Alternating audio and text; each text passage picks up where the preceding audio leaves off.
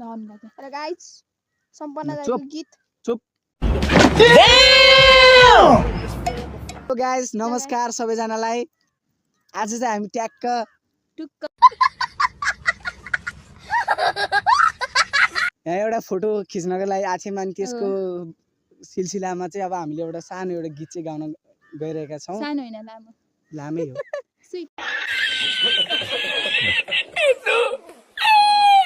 तिमी भन्दा म पहिला मरुला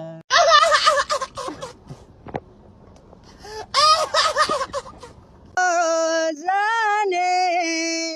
बाटोमै कुरौला